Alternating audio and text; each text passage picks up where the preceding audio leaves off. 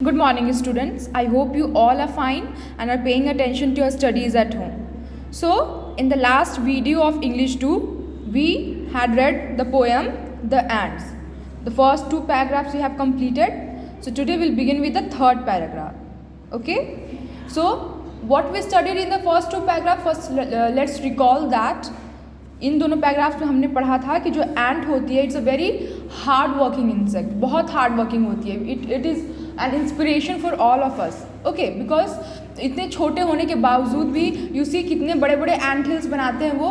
They carry sand, they carry food, everything non stop. They work for 24 hours. They never sleep. Every time they are doing hard work. So we should also get inspired from them. We should also learn from them कि जब वो इतने छोटे से होकर इतना सारा काम कर सकते हैं, they can build such a huge ant hill, then we human beings, we are so big in size as compared to them. We have everything. We have sense organs, we have hands, we have legs, we have everything. We can see, we can talk, we can express. So we should also learn from them and try to do as much hard work as we can.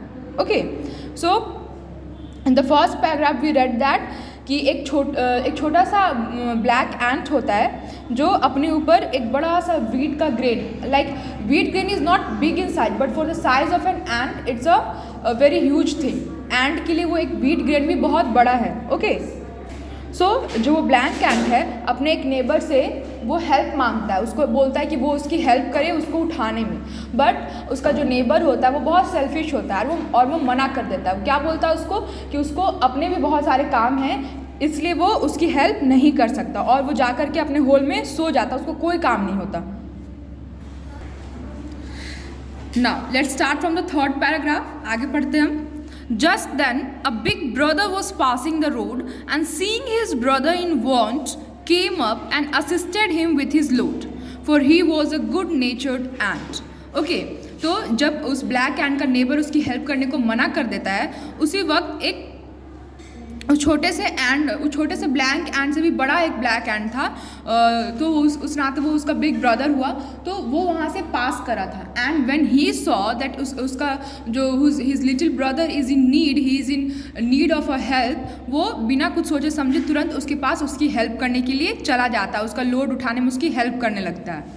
Because he was a very good natured ant. वो बहुत good nature का था. He was a very kind ant और it was very kind and he could not see any one in trouble. किसी को मुश्किल में नहीं देख सकता था, तो वो उसकी हेल्प करने के लिए तुरंत चला जाता है. Now, let all who this story may happen to hear endeavor to profit by it, for often it happens that children appear as cross as the ant every bit.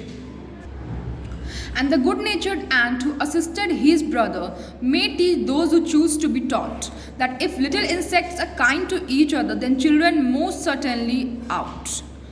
Okay, so क्या इन दो paragraph से हम क्या सीखते हैं कि जब एक छोटा सा इंसेक्ट, छोटी सी एंट अपने दूसरे नेबर्स को, अपने साथियों को, अपने एंट्स को मुश्किल में नहीं देख सकता और जितनी भी उसकी कैपेबिलिटी है, जितनी भी उसकी ताकत है हेल्प करने के लिए रेडी हो सकता है, then we humans, how could we ignore each other, how could we not help other in need. Okay, so what do we learn from this poem that किसी को मुश्किल में देख करके उसको इग्नोर करना बहुत ईजी है. सब करते हैं ऐसा. Okay, it takes a very little effort. बहुत हो सकता है आपकी छोटी सी मदद से किसी की बहुत बड़ी हेल्प हो जाए. ओके, किसी की पूरी प्रॉब्लम सॉल्व हो जाए. Okay, so we should never ignore someone's help. अगर कोई आपको हेल्प करने के लिए बोलता है तो कभी किसी को इग्नोर नहीं करना चाहिए. We should try our best to help others. Okay, because if you try a little,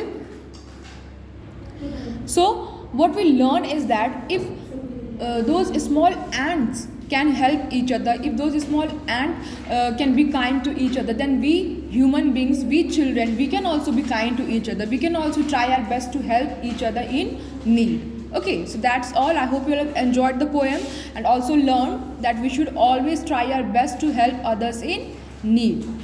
That's all for today. Thank you.